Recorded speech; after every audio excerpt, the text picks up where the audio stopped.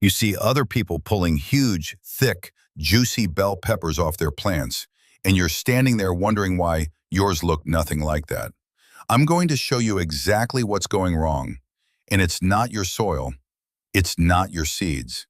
It's one simple step that most gardeners completely skip, and it's killing your harvest before it even starts. Stay with me because by the end of this video, you're going to know my full step-by-step process for growing bell peppers so big and heavy they feel like you're holding a baseball. And I'm saving the best trick for last, a super cheap feeding method that gets your plants absolutely loaded with fruit. Let's get into it. Bell peppers are one of those vegetables that just feel rewarding when you get them right. That thick crunch, those deep colors, pulling them straight off the vine. It's honestly one of the best feelings in gardening. And here's the thing, they're not nearly as hard as people make them out to be. You just need to do a few things right from the very beginning. Once you do, these plants will give you more than you know what to do with. Let me walk you through exactly how I grow mine, step by step. But before I do, if you want practical, no-fluff growing tips every single week, make sure you're subscribed. I drop new videos here at every week, and you don't want to fall behind. Okay, now let's go. Step 1. Soak your seedlings before they go in the ground. Here's where most people mess up right away. They get their pepper seedlings, they're excited, and they just stick them straight in the dirt. Don't do that. If your seedlings look even a little droopy or stressed, and most of them do after being in a tiny pot for weeks, they need a drink before they hit the ground. Grab a bucket, fill it with water. Let those root balls sit in there for 15 to 20 minutes. That's it. What you're doing is fully saturating the root system, so your plant isn't fighting to recover the second it goes into the soil. Transplant shock is real. It can set your plants back by weeks. This one step helps you avoid it. Now here's the part that's going to sound a little strange, but stay with me because it genuinely works. Add 1 tablespoon of regular white sugar to that soaking water. I know, it sounds like something your grandma made up, but think about it this way. Plants produce sugar naturally through photosynthesis. When you add a little directly into the water, you're giving the roots an immediate energy source. It's like giving the plant a jump start right when it needs it most. I've watched seedlings go from limp and sad looking to standing straight up after just one good soak. The leaves firm up, the stems strengthen, and you can see the difference. It works. And while those seedlings are soaking, use that time wisely. Look each plant over carefully. Check for any damaged or yellow leaves and pinch them off. Sick or dying leaves pull energy away from the plant, and right now you want every bit of that energy going toward roots and new growth. Step 2. Get your planting depth right. This one trips up a lot of people because they've heard you can bury tomatoes really deep, sometimes all the way up the stem, and the plant will just grow new roots. Peppers don't work like that. If you bury your pepper plant too deep, you're not helping it. You're inviting rot, stem rot, fungal problems, all kinds of headaches you don't want. Here's what I do instead. I dig my holes about 6 to 8 inches deep. I put the plant in so the first set of true leaves sits just slightly above the soil line. You're burying a little of the lower stem, which does help with root development, but you're not going overboard. Think about what you're building toward. A single bell pepper plant can carry a dozen or more large fruits at once. That's a lot of weight on the plant. If the root system is weak or shallow, the whole thing is going to struggle. Smaller fruit, drop flowers, plants falling over in the wind. You need a strong base. One more thing here. Don't let a bowl or dip form around the base of your plant when you fill the hole back in. If water pools right at the stem, you're asking for rot. Keep the soil level or even mound it up very slightly. Simple fix, big difference. Step 3. Add these 2 things to every planting hole. Before I put a single pepper plant in the ground, I add 2 amendments to the hole. These 2 things alone have changed my results more than almost anything else. First, wood ash. If you've got a fireplace or a wood stove at home, you've got a constant free supply of this stuff. Just make sure it's from clean, untreated wood. No painted wood, no treated lumber. Just plain wood ash. Wood ash is full of potassium and calcium. Potassium is what drives fruit development. It's what makes bell peppers thick-walled and heavy instead of thin and papery. Without enough potassium, you end up with peppers that look fine from the outside, but are kind of hollow and disappointing when you cut into them. The calcium in wood ash does something else really important, and I'll explain why in just a second. Wood ash also slightly raises soil pH, which is a bonus because peppers like to grow in soil between 6.0 and 6.8. If your soil tends to be acidic, wood ash helps balance that out naturally. No wood ash? Use bone meal instead. Bone meal is ground animal bones, and it's packed with phosphorus. Phosphorus is what fires up your root system and gets your plants flowering early and often. It's that middle number on any fertilizer bag, the P in NPK. When you add bone meal at planting time, you're building the foundation for everything that comes later. Use about 1 tablespoon per plant. You'll find it at any garden center, and 1 bag lasts you an entire season. How to apply them? Mix your amendment into the soil at the bottom of the planting hole. Don't just drop it in and hope for the best. Actually work it into the soil with your hands. Then add about 1 inch of plain, unfertilized soil on top of that before you set your plant in. You want those nutrients close to the roots, not burning them on contact. Set your plant in, fill the hole back up, and press the soil in gently with your hands. Not hard. You're not packing concrete. You're just closing any air pockets. Air pockets dry roots out and kill them. Give the plant a gentle tug after you're done. If it moves easily, firm the soil a little more. It should feel solid and stable. Why calcium matters. Blossom end rot.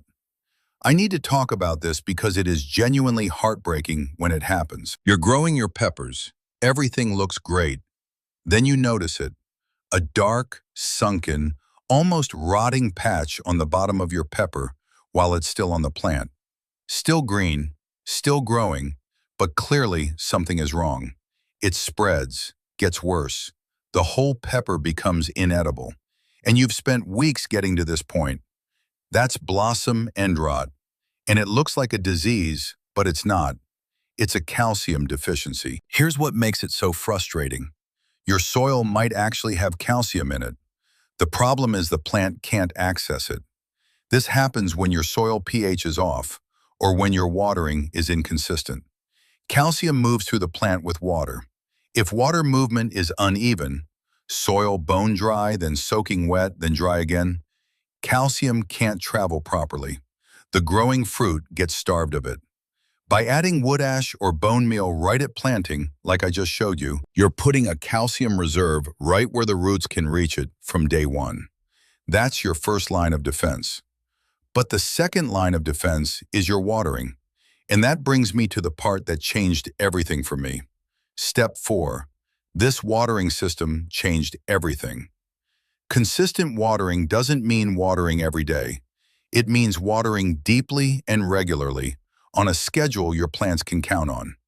Light daily watering actually encourages shallow roots, and shallow roots stress out fast. You also need to keep the leaves and stems dry. Bell peppers are really sensitive to wet foliage. Overhead watering, from a hose or sprinkler hitting the leaves, opens the door to fungal disease and bacterial leaf spot. I've seen entire crops get destroyed because of this. The bacteria move through water droplets on the leaves, and before you know it, your plants are covered in lesions and dropping leaves everywhere. So here's what I do instead, and it's completely free. Grab an old plastic pot, one of those black nursery pots that plants usually come in, or even a large plastic bottle, something you would have thrown away anyway. Drill or poke 10 to 15 holes around the sides and bottom. You want the water to seep out steadily, not drain instantly. Then bury that container right next to your pepper plant, about 6 inches away from the stem. Leave just the rim poking out above the soil so you can find it and fill it easily. When it's time to water, you pour directly into that buried container. The water slowly seeps out through all those holes and goes straight down into the root zone. Deep, direct, no runoff, no wet leaves, no wasted water. It's basically free drip irrigation made from trash.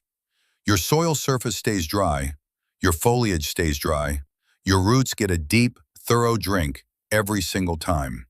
I've been doing this for years now, and the difference in plant health and fruit size is genuinely significant. My plants stay healthier all season, and I'm pulling consistently bigger peppers.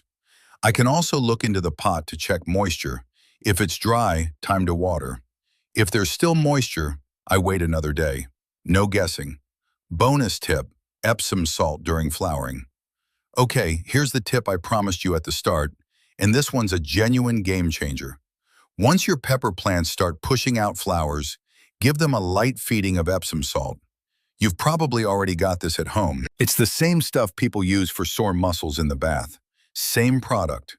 Mix 1 tablespoon of Epsom salt into a gallon of water and use that to water your plants every 2 to 3 weeks once they're in the flowering and fruiting stage. Epsom salt gives your plants magnesium, and magnesium is what your plant needs to produce chlorophyll. Chlorophyll is what makes leaves green, and it's what allows the plant to turn sunlight into energy through photosynthesis. More chlorophyll means more energy. More energy means more fruit. Since I started adding this step, I've noticed my plants setting noticeably more peppers, and the fruits themselves are bigger and have thicker walls. The leaves go a deeper green. The whole plant just looks stronger and healthier. A box of Epsom salt costs a couple of dollars and will last you an entire growing season. It's one of the best returns on investment in the garden. You can also spray it directly on the leaves. Same ratio, 1 tablespoon per gallon, early in the morning or in the evening when the sun isn't too intense. The plant absorbs it right through the leaf surface, and you'll see results even faster. But watering it in through the soil works great too, and there's no risk of burning anything. One more thing, give your plants space. Don't crowd your peppers. I know it's tempting to fit as many plants as possible into a small space, but it never pays off. I space mine 18 to 24 inches apart in the row, and at least 24 to 36 inches between rows. That might sound like a lot of space for one plant, but here's why it matters. Tight spacing means less airflow through the canopy. Less airflow means more humidity sitting on the leaves. More humidity means more disease. You also end up with plants shading each other out, and those lower leaves that aren't getting sunlight, they yellow and drop off. Those leaves were feeding your plant. When you lose them, you lose yield. Give each plant room to breathe, room to spread, and room to get full sun all the way down the plant. You'll get better growth, healthier plants, and a much easier harvest. Quick recap. Here's everything all in one place. Soak your seedlings in water with a tablespoon of sugar for 15 to 20 minutes before planting. Check and clean up any damaged leaves while you wait. Plant at the right depth, 6 to 8 inches, with the first true leaves just above the soil line. Keep it level or mounded, no bowls or dips around the stem. Add wood ash or bone meal to the bottom of every planting hole. Mix it in, cover with 1 inch of plain soil, then plant. Use the buried pot watering method to get water deep into the root zone and keep your foliage completely dry. Feed with Epsom salt, 1 tablespoon per gallon, every 2 to 3 weeks once flowering starts. Space your plants properly, 18 to 24 inches apart, with 24 to 36 inches between rows. None of this is complicated. None of this is expensive.